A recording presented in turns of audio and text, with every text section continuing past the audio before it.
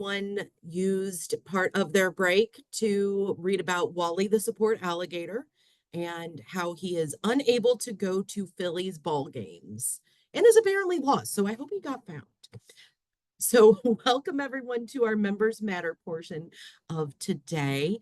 Thank you all for joining us through Zoom. We had originally intended to travel up to Champaign Public Library in person for this meeting, but the weather did not cooperate as it is wont to do at this part of the year, this time of the year.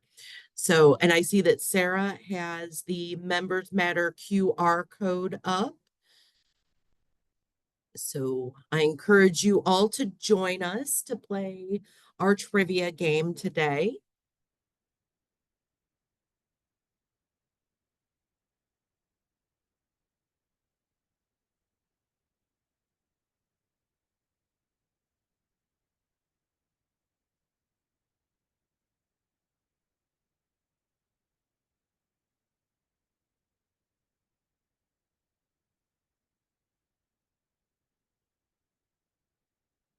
Oh, let me put the link in the chat as well.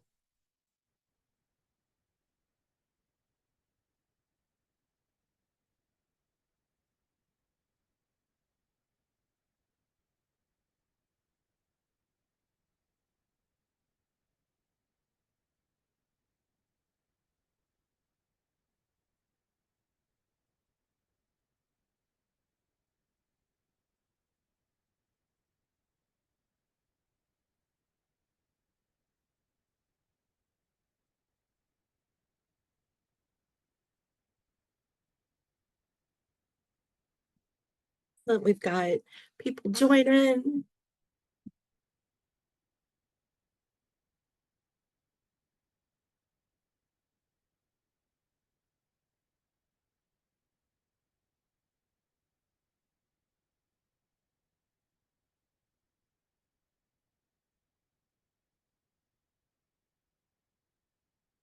Okay, and you can still join at any time. We're going to go ahead and start our updates. So how's everyone feeling this morning? Winter sure did arrive.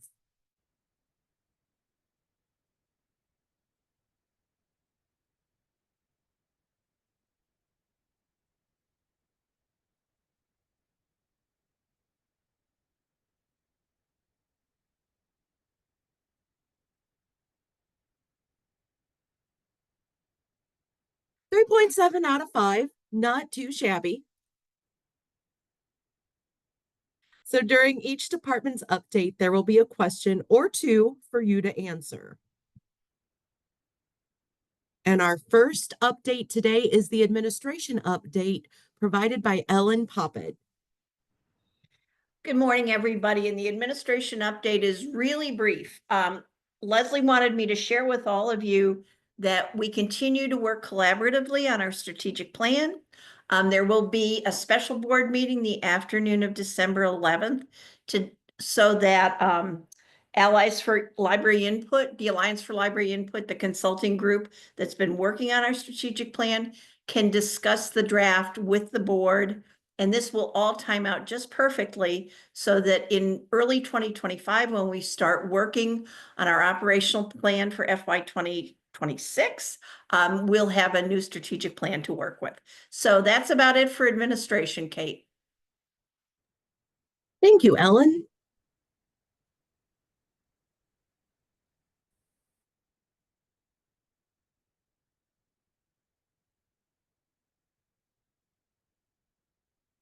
So what upcoming events allow you to meet with your representatives and advocate for libraries? We have advocacy cafes, Springfield socials, ILA legislative meetups, or politician parties.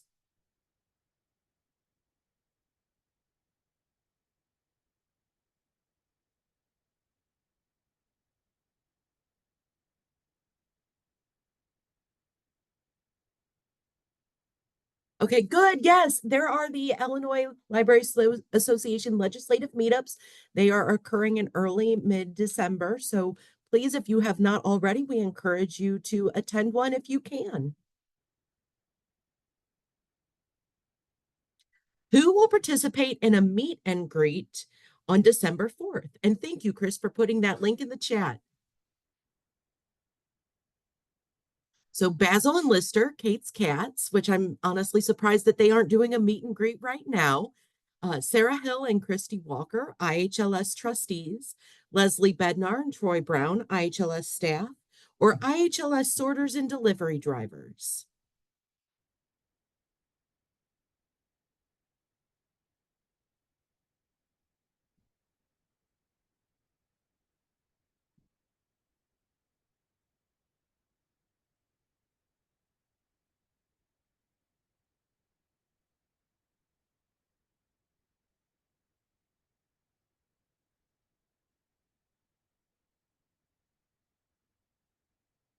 And it is Sarah Hill and Christy Walker, two of our IHLS trustees. They will be doing a meet and greet, like I said, on December 4th. It is, and Ellen, please correct me if I misspeak, that it is nomination time for our board of trustees for IHLS. And so this is an opportunity to talk to two current board members and learn more about being on our board. You're exactly right, Kate. And we'd encourage anybody who's at all even slightly interested to participate in this virtual opportunity. So the more the merrier, and we do have people registered, which is really encouraging. And next we have our human resources update provided by Jill Trevino. And Jill, a little bird told me that today is a special day for you. Oh, yes, it is. I turned 29 again today. Yay! Happy birthday, Jill! Thank you. Appreciate that, Kate. So my update here will be brief. I will talk a little bit more about the exemption statuses at the end of today's presentation once everybody else talks. But as always, I encourage everyone, please book an HR consult if you have any HR needs, questions, just want to brainstorm about an HR issue. Please feel free to give me a call if it's an immediate need, or go to our website and book a consult. I am more than happy to talk with anyone regarding anything HR related. Second update is just it is coming close to the end of the year. So if you have not done your sexual harassment prevention training, go ahead and sign up for that. You may have seen a couple of emails from one of our department individuals, Pamela Perkins Grimes. She was just trying to update our Gallagher system because we are limited on users. So don't be alarmed if you get an email from her. She's just making sure that we have everything up to date. If you've taken your training elsewhere, she just wanted to mark that on there and free up that user for another individual who wanted to kind of squeeze it in before the end of the year. So that's all I have right now, Kate, but I will be talking a little bit later about exemptions towards the end of today's meeting. Thank you.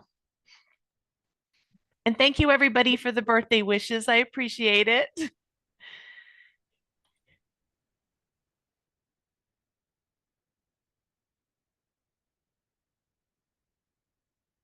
So true or false, you have to pay for labor law compliance posters.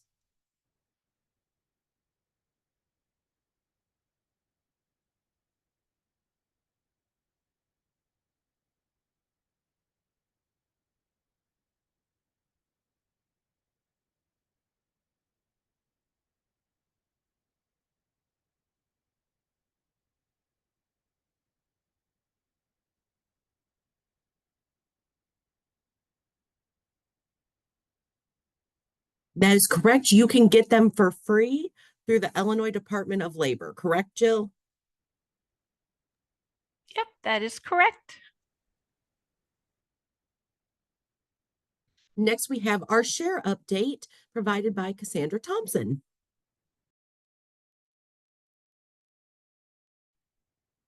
Oh, thank you so much, Kate. I'm having some trouble with my video for some reason. It says the host has stopped. I cannot start my video because the host has stopped it. So I can go ahead and just get started, and then maybe if that gets fixed, somebody can, oh, there it goes. Thank you. I'm assuming that was Matt. Thank you on the back end for that. So I have a few updates. We are really excited to announce that our Share Aspen project is starting to wrap up. We had our final big group of libraries that are going live with Aspen. They actually all went live yesterday. So that was our last big group of schools.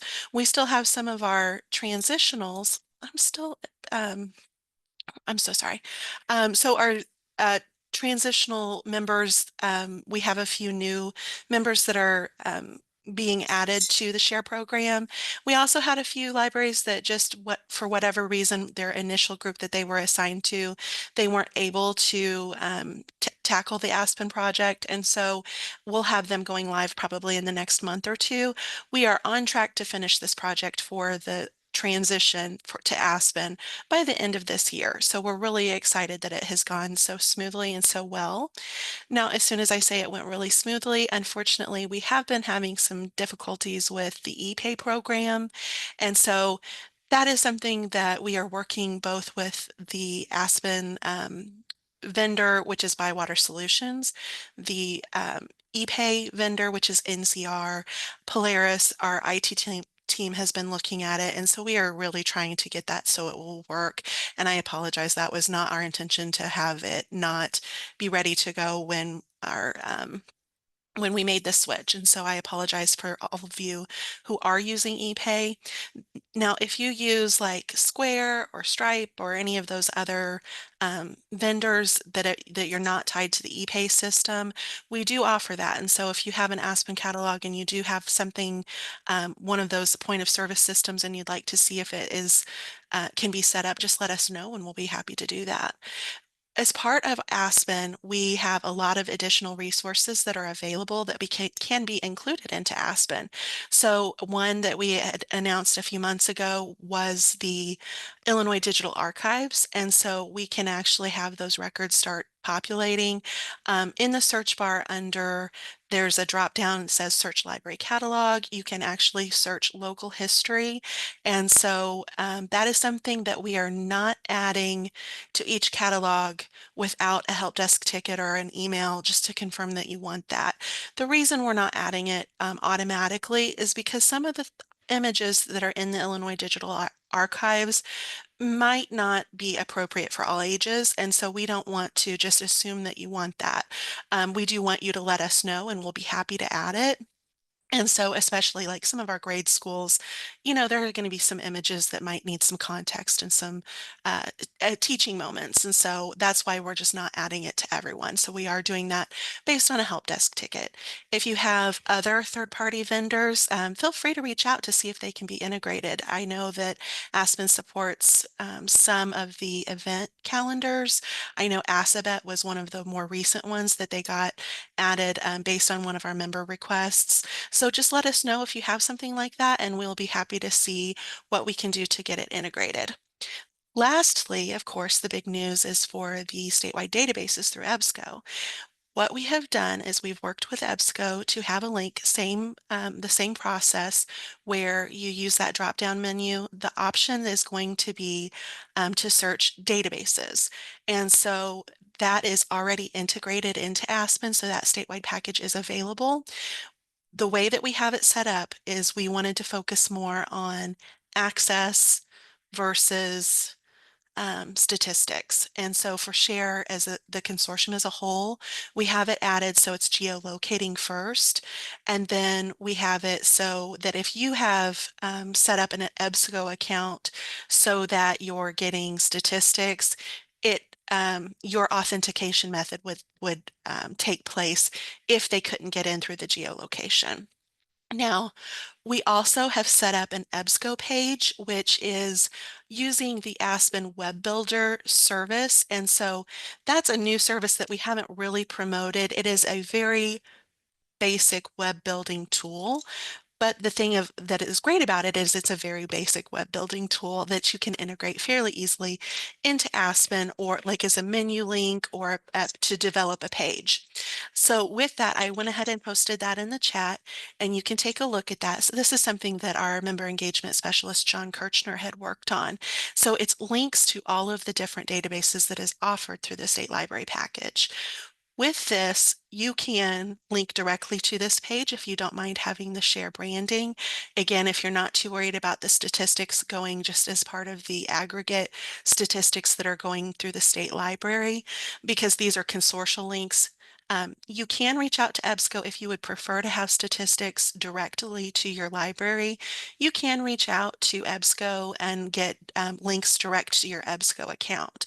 Again, just as because we are such a big group, we wanted to focus more on access versus statistical tracking. And so with this link, you are more than welcome to link to it or use it as a basis of setting up your own web builder. And so either way, if you wanted to create your own web builder page, that is a great way to link those catalogs and make it really visible in your Aspen catalog, as well as on your website and other different types of resources that you have available. If anybody has any questions on that, I am gonna I'm gonna voluntold John that he can that he might be able to help you with that, because he is now officially our expert on EBSCO and that builder page. So if anybody has any questions, or even if you really are curious about all of the bells and whistles of Aspen and you want somebody to just walk through it with you, maybe you took the customization training and you have an idea, but you're not exactly sure how to make it happen, members of our team are now really comfortable with Aspen, and we can sit with you just one-on-one to go through that. So that is just our overall Aspen update. And again, the resources that we have to support you on the rollout of the EBSCO package. We do have some exciting announcements. We have 2 new team members as part of SHARE as well as the CMC. So we had 2 openings for cataloging positions. One was with the just SHARE cataloger. And so that's actually a new cataloger out of our Edwardsville office. His name is Charlie. And so he's actually an experienced cataloger, was one of our member library catalogers. And so you might have gotten an email if you're out of the Champaign area, just asking that you go ahead and send items directly down to our Edwardsville office rather than the Champaign hub. And that's why we don't have a share cataloger now at our Champaign location.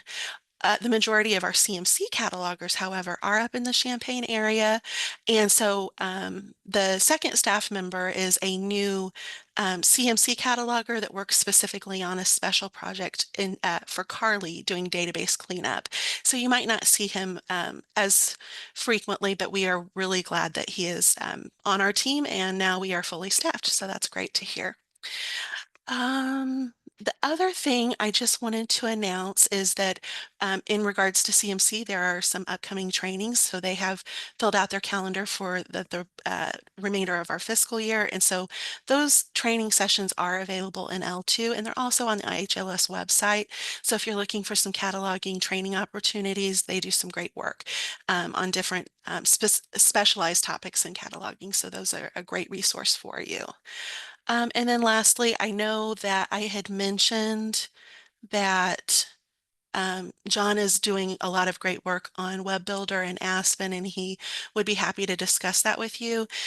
He is also available. He comes to us from working in some of our member libraries as well as some other public libraries, that he was for the most part a frontline worker, and so he has a real passion for providing support to our frontline workers. And so if you have a new staff member, feel free to send us their email address, so as we get them set up, John would be happy to reach out to them just so he can be a point of contact for them at the system, so it doesn't necessarily have to be funneled through the circulation manager or through the director. If they had a question, they could reach out to him directly, so he's really happy to do that. And so please feel free to send us that information so that they would have a point of contact at the system as well. And thank you, Tina. I see in your note that John is great. He is fantastic. So we're very glad that he is doing that, quite a bit of this work for us as well. Okay, I think that's all I had for share unless anybody has any questions. There is a question in the chat. Twilight, are you able to unmute yourself and ask that question? Is that a question for Cassandra?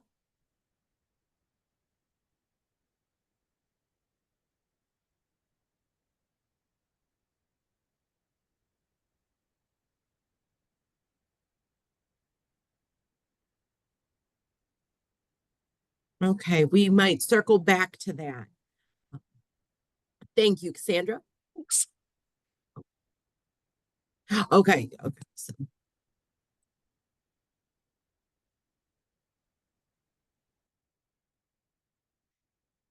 So our questions are, let's see. Share members must upgrade their printing software by the end of the year for receipts and reports. What is the name of this software? Is it File Drivers, Pile Driver, Uber Driver, or Screwdrivers?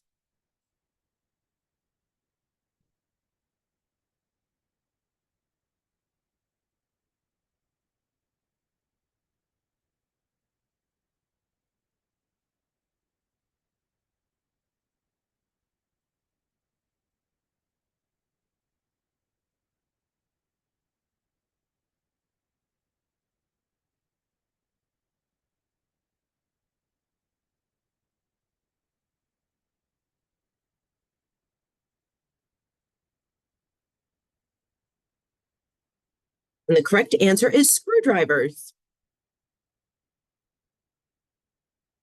In fiscal year 2024, Share Libraries collectively owned 8.4 million items.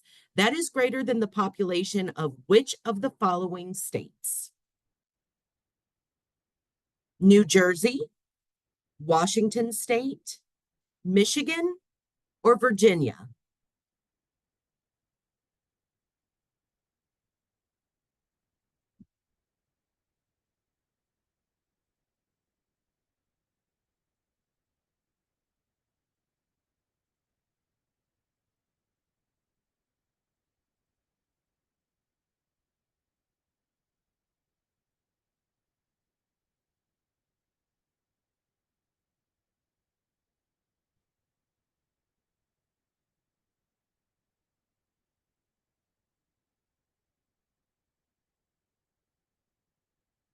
Correct answer is Washington State. Next up, we have our communications update provided by Dr. Carol Hogan Downey. Carol, take it away. Thank you, Kate. I am going to go ahead and also do a little screen share, if that's okay. Yeah, I just made you a co-host, Carol, so you should be able to do that. Excellent. Thank you, Kate. Every single time. Sorry. Every single time I'm like, yes, I know what I'm doing, but then it's switching from Teams to Zoom. So my big thing right now is, once again, to remind you all of the IHLS Marketing Micro Grant. This is for all types of libraries. The application period the window is opening on December 1st. It will close on the 31st at 11:59 p.m. The only, other than being an IHLS library, the only qualifying factor is that you need to have a marketing or outreach or whatever term you use for communications budget under $1,000. And of course, this is the first time we're doing it. It's a pilot program, although, I hope we can continue it on. Sorry, I kept saying hope and plan, but I'm going to keep it at hope because I have to, anyway. So yeah, we're still working out kinks in this. So please let us know if you see issues, but also bear with us. So the award amounts, we have up to $600 in award money that we're going to offer this cycle.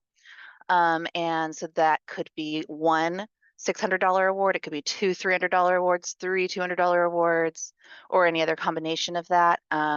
It's really going to depend on the proposals we receive, how much people need for their project that they're proposing, and the the quality of those proposals.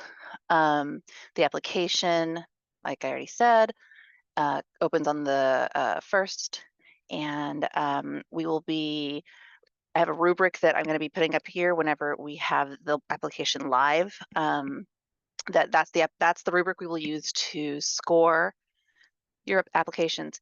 It's mostly things like the feasibility of the project, the potential for impact, how it aligns with some of our current strategic goals, things like that.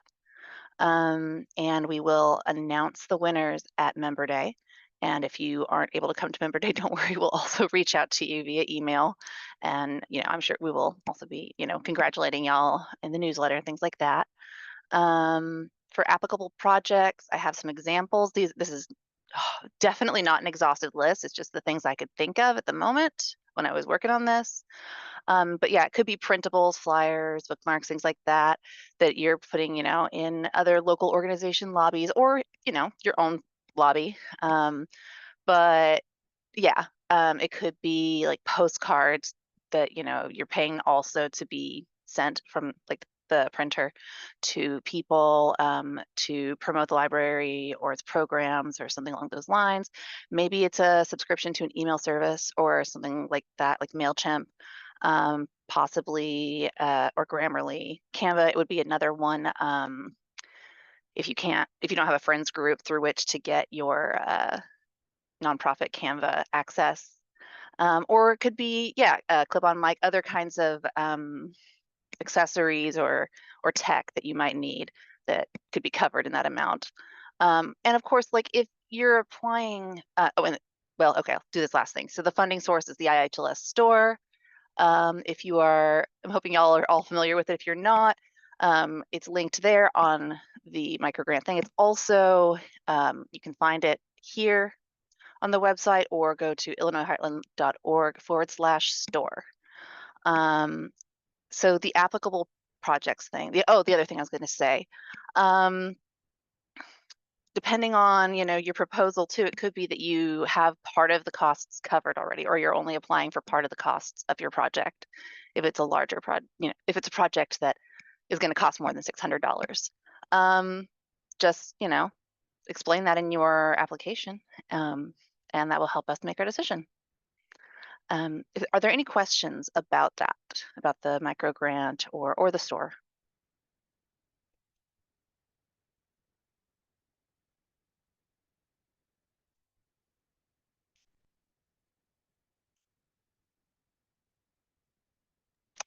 All right, I guess if there are none, I actually probably should have looked at the chat to see. Yeah, I don't see any in the chat. Okay, then I will yield the floor. Thank you, Carol. Give Sarah a few moments to put our slides with back up.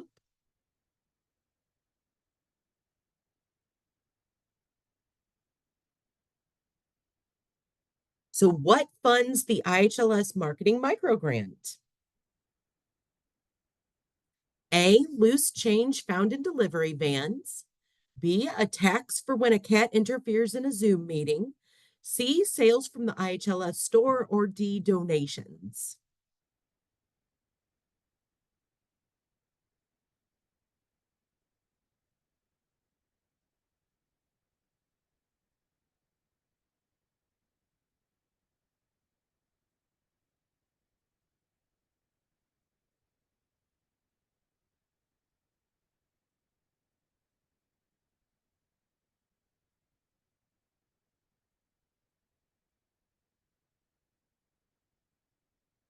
And that is correct. Sales from the IHLS store. Next up is Colleen Detmeyer with our delivery update. Hello, good morning, everyone. So I'm going to go over some of the updates that I had in the member connection, and then I have a few additional updates that will be posted in our next member connection that I wanted to go ahead and share now. Maybe you've seen then the delivery help desk platform. We have slightly changed that. It's been updated to a new system. And while on the member library side, it probably looks different, but it's got the same fields. The only minor change you might notice is that we're now asking for your IHLS delivery hub. And the reason why we've added that field is because all of those incoming tickets, they would just be assigned to all of the IHLS delivery staff, and then we would have to then manually determine which hub that belongs to and assign that to the correct person. So while it's not a required field, it would be very helpful if you could add your delivery hub when you're putting in your help desk ticket, and then that will automatically assign it to the correct person at the IHLS delivery hub. So excuse me, with that new platform change, this is the new exciting change, we will now have the ability to combine that reporting for the shared library members for their closure dates. So currently you would have, if you were a share member, you'd have to go to the share website and report your closure dates there. And then you would have to go to the IHLS delivery help desk and report your closure dates to delivery. But now that we've switched to this combined platform, we're able to just have you report it in one section. So our website is now officially updated. And if you're a share member, you just go to that same share closure dates form and it will automatically forward it to the delivery staff. And then both teams can know with one click where or what dates you'll be closed and whether or not you'll want delivery. There is a second question there for which dates you want delivery, so that if you're closed on certain days for Polaris purposes, but you still want your IHLS delivery, then you can enter those in two separate questions. And I'll post the link to all this in the chat here when I'm finished. And then IHLS staff have created a helpful how-to video for the proper demonstration of our new delivery style tubs. So this video will provide step-by-step guidance on how to efficiently load, secure, and handle those new delivery tubs. So as a reminder, the weight limit max on those tubs is 40 pounds, but we recommend that you only fill them to 35 pounds. And on these new tubs, we have installed these tub fill line stickers. So please make sure that you do not fill your items higher than the bottom of that tub fill line, and that will help us to avoid going over that 40-pound weight limit. And then with the winter weather starting, make sure you are updating your L2 account, and that's up to date with the appropriate staff of who are marked as system delivery contacts. This is one of the methods we will use whenever we're sending out route cancellation notifications when the bad weather really comes. I'll post that as well. There's an article we posted on our website on how exactly you can mark staff as the system delivery contact, but you can mark as many staff as you need to in L2. It's not just limited to one person, and all of the people who are marked will get the email with route cancellation information. And then as far as for the automated material handling system project, we have posted several updates in the last couple member connections about that. And so you should visit our website, the AMH dedicated website, to read about some of these updates. Some of them are that there has been a known error that some scanners don't have the ability to read those duplicate barcodes, and it can be a very simple fix. The IHLS helps, IT staff are willing to help with that error, and so they could help if you are experiencing that error. And then we also have a suggestion for an alternative to the rubber bands. So when we get the automated machines, we're asking that share members no longer use rubber bands. And that's because the machine itself actually uses rubber bands to send items down the conveyor belt. And that can somehow mess up the ability for that item to pass down the conveyor belt, and then items would be sorted into the wrong tub if it's using a rubber band around it. So we did suggest an alternative, and that's posted on our website as well. And then at the system level, with this barcode duplication project, we are going to begin applying label protectors over top of the duplicate barcodes. So all this is posted on our website currently. And then I do have a new announcement for that with this project, after much discernment, we have decided to go ahead and move up the timeline for the installation of these machines. So the new plan is to have all of them installed by June 30th, 2025 at the system hubs, and I'll be posting more details about that soon. I need to write up my article, but it will be in the next member connection, if not sooner. So as always, go ahead and reach out to me if you have any questions about any delivery or the automated material handling system. And I think that's all I have. Thank you. Thank you, Colleen. Before you go off, we did have a comment in the chat. Have you heard of any other libraries reporting issues with their barcode duplicators? Are you seeing that? No, I have not heard of that. And at the system level, I think we've duplicated about 35,000 items now, and we have not had that issue. So that is a real bummer. Have you heard anything back, Jamie, from Dave at BaseScan, and is he just going to send you a replacement then? Oh, I see in her text, actually, it says they're either going to repair or replace. Okay. I have not heard any other issues with that, so that's very unfortunate. Thanks, Jamie. Thank you, Colleen.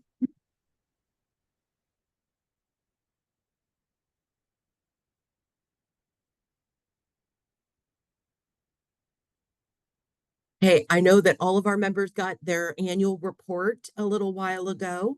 And so some of these questions do pull from that because I know you have it memorized. So how many miles did delivery drivers travel in fiscal year 23-24?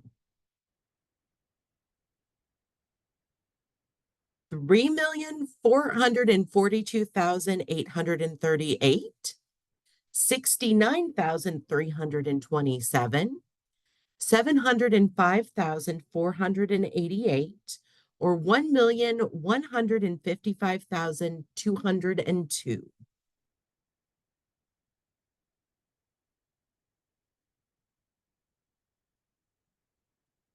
I always do love telling people that IHLS encompasses over 28,000 square miles. We are just huge.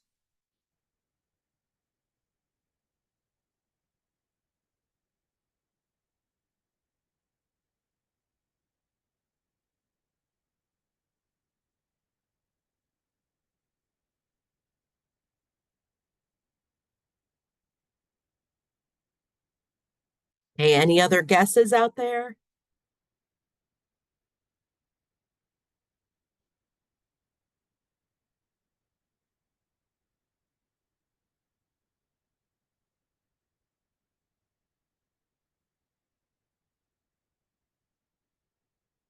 Okay, it is 1,155,202 miles. Next up is our membership update. And so we've got 3 members of our membership team here today. Ellen, would you like to go first? I can go first, and then I'm happy to hand it on to you and Sarah. One thing that occurred to me today is that our certification process is right around the corner. That's going to open up about January 2nd. So if you want to take a look at your L2 accounts and see that your information is dated and you have the person listed as your certification contact, that's all really, really helpful for us as we move into that period of time. But Kate and Sarah probably have way more exciting things to talk to you about. So Kate, it's yours. Okay. And actually, Sarah, do you want to give a member day update next? Sure. Hello, everyone. Just a quick Member Day update. You might be hearing whispers about Member Day coming up. Member Day 2025, Oh, the Places You'll Grow, is set to be February 12th, 2025. This is a virtual conference. It's available for free to all staff at an IHLS member library, so please register if you'd like to attend. The exhibit hall will open at 8:30, and then our keynote speaker, our David Lankus, will kick off at 9 a.m. So I will go ahead and drop the registration link in the chat, and if you have any questions, you can reach out to me as well. Thank you. Thank you, Sarah. I am so excited. We have, this is a huge undertaking with different members from all different teams here at IHLS, and I'm very excited about the lineup that we have for Member Day. And then I have a few things, so I got to pull up my notes. So as Ellen mentioned, certification is approaching. Also, I believe everyone got their per capita grant forms this past week as well. So those are in the works. And then apply by December 11th for ALA's Libraries Transforming Communities. A while ago, back in April, we had a grant panel of some of our member libraries who have received that grant talking about their projects.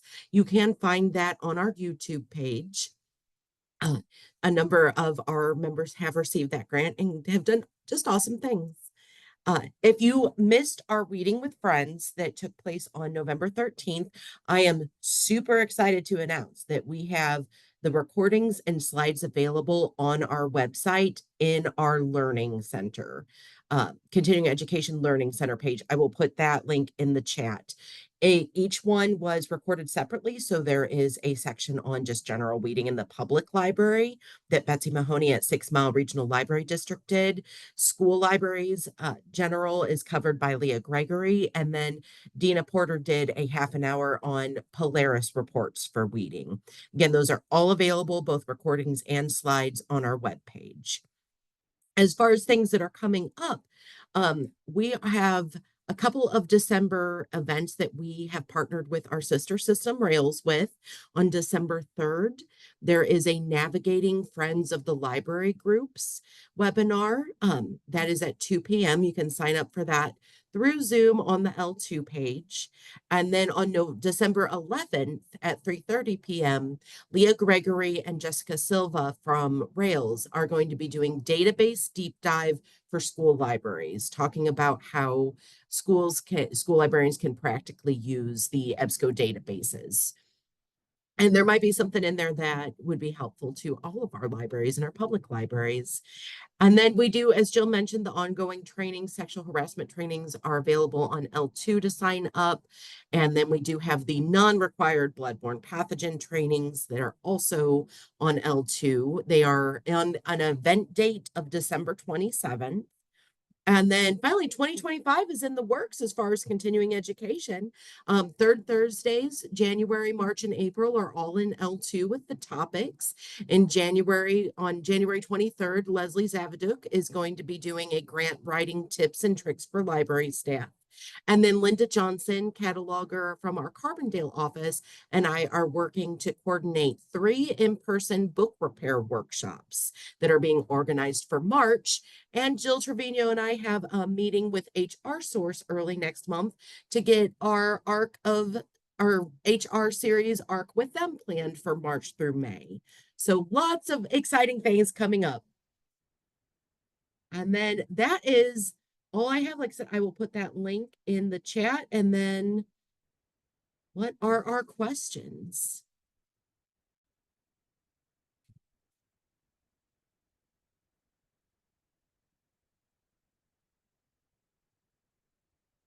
So which acronym is not a weeding method? Dear, musty, through, or fresh?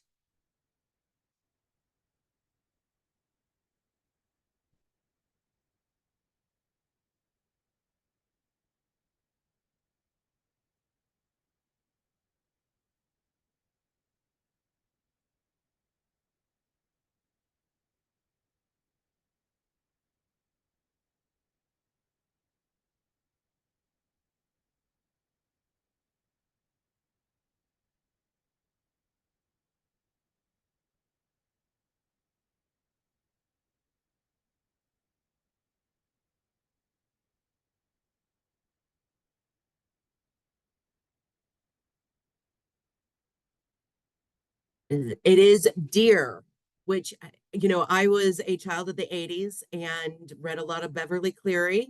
And I do believe that that is from Ramona Quimby, the Drop Everything and Read. And then how many public libraries were IHLS members in fiscal year 23-24? 520, 150, 227, or 314?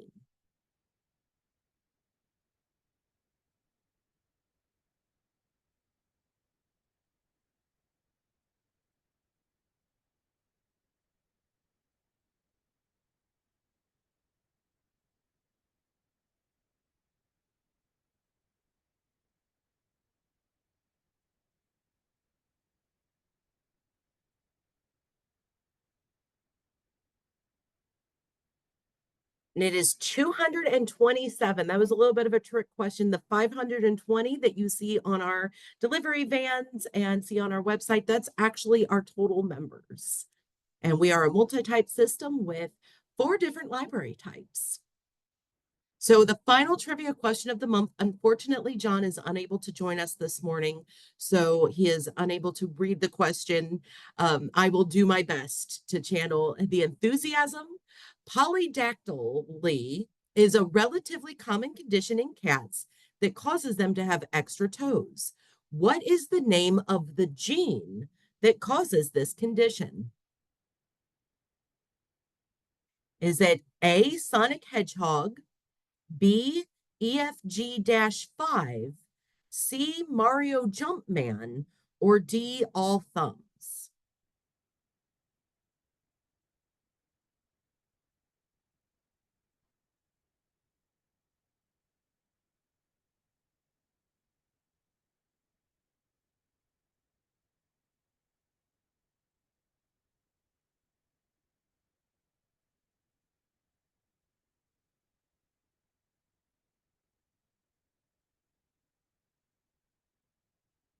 It was actually Sonic Hedgehog.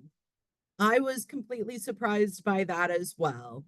I wish that, like I said, I wish John was here. He would give us a lot of context about that. So maybe next month we can revisit, or no, there is no third Thursday next month. This is the last one of the year. We take December off and then we'll join everybody through Zoom on January. So we'll have to get some information from John about this. Okay, let's see our leaderboard.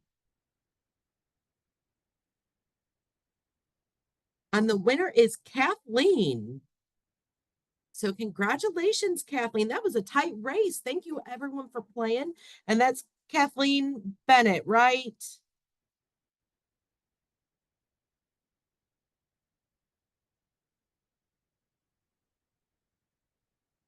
Right. So yeah, so we'll go ahead and this, and in the last few minutes, we do have a presentation from Jill Trevino, which was originally going to be a lot longer. So I am glad that it's fairly shortened now, right, Jill? Absolutely. Cut in half, to say the least. Thank you so much. Let me make you a co-host so you can share your screen. Let's see. Okay, perfect. All good? You should be good to share. Okay. Let's go down.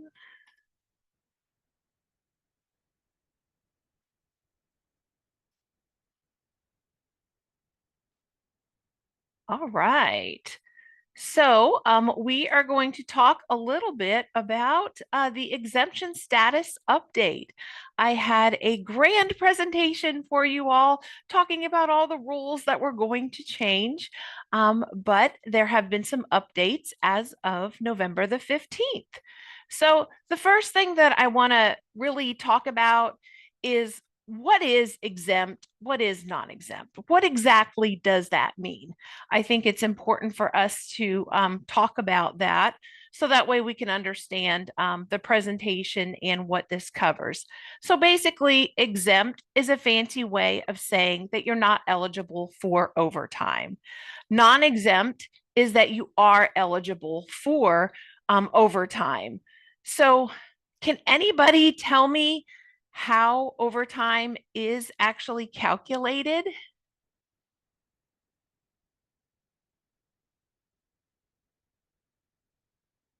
Kate, I'm not sure if you see the comments, but unfortunately with my presentation view, I cannot see the comments. I don't know if anybody replied to my question.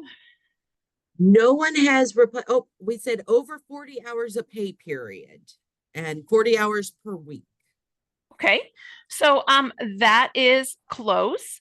So what I do want to just reiterate, when we talk about overtime, it has to be actual hours worked. So what exactly does that mean? It just means you have to physically work 40 hours in the week, whatever your week designation is. And it cannot include sick time. It doesn't include vacation time. It doesn't include any PLAW time. It doesn't include any of those additional times because they are not actual hours worked. So I just want to be very cognizant of the fact that it has to be hours worked. That is something that a lot of folks, especially if you're new into your role, in understanding what overtime is all about. So that's very important. When you are doing the actual calculations, some of you who may have systems that help you do the calculations, they'll do that for you. But some of you who are maybe tracking on paper or Excel spreadsheets, you're just going to have to consider that when calculating how much overtime an individual gets in a week. So the new salary thresholds that I was originally going to discuss today have been vacated as of the 15th, which was Friday.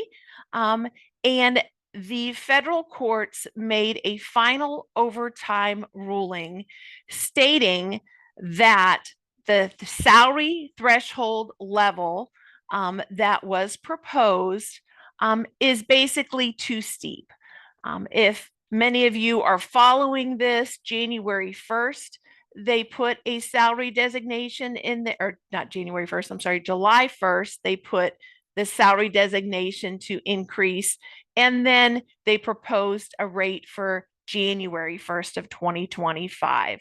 So basically, this ruling struck down not only the January one for 2025, but also for the July 1st one of this year that some folks may or may not have already implemented, as well as the salary threshold increasing every 3 years, which was in the original proposal.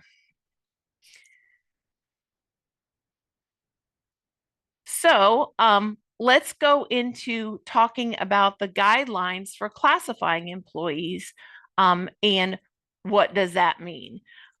It discusses the overtime rules, as I just discussed.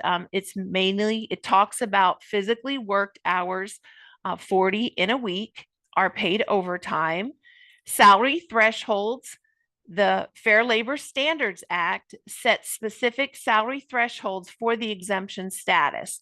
So this new ruling basically set everything back to the way it was originally prior to July 1st of 2024. And that means anybody making $35,568, provided that they qualify and make that salary and go over and qualify for the duties test, can be exempt under that designation. I want to be very specific because we have to be very careful not to misclassify individuals into an exempt position versus a non-exempt position. The Department of Labor is very strict on that. Should you ever get audited, you need to make sure that you understand that there are penalties for that.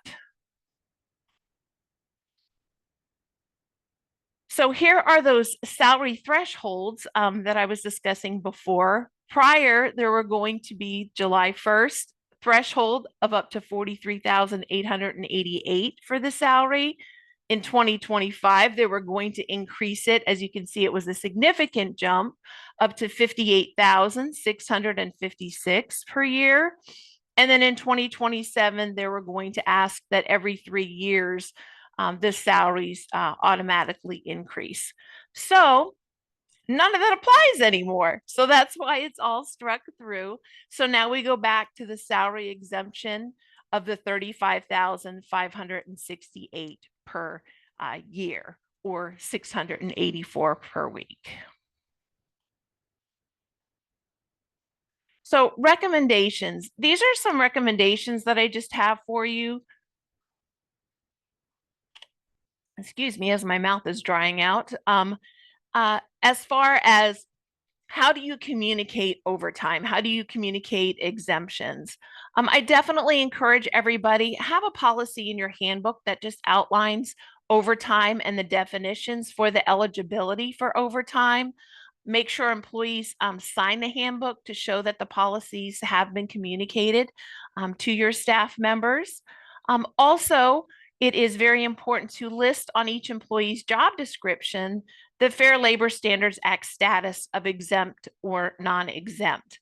I've included a link in here that shows our job descriptions to give you a better idea of where you can put that on the specific job description. And I'll be giving Kate a copy of this presentation today to share with you all as well.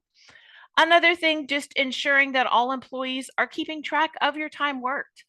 Exempt employees must record the total hours worked each day, and non-exempt employees must clock in and clock out, like arrival time, lunch out, lunch in, and leaving for the day. A recommendation that I have is always best to get an employee's approval with a signature, and also get an individual's manager approval for each time card and time pay period. So that way that you have accurate records. Should you ever need to go back to them, you have that information on hand. As a reminder, I am not an attorney. I do not have a legal degree. The experience that I have is on human resources, and I share that information with all of you as our members, and consult your legal representative for any up-to-date laws on how they pertain to your library. I've included some sources here that just goes and talks about the Fair Labor Standards Act, what is exempt versus non-exempt. It goes into further detail about record keeping, and then also just some applicable laws that you should be aware of. And thank you. That is my short, brief presentation today. I'm going to go ahead and stop sharing and answer any questions if anybody has questions. Thank you so much, Jill. You're welcome. And that worked out perfectly timing wise. Oh, great. And if you have specific questions on is a specific employee exempt or non-exempt, and are just having a hard time going through the duties test, please feel free to give me a call. I'm available. I'll walk you through it. We'll talk about it, and we'll come up with an answer for you and make sure that I give you any resources that I have that you can utilize.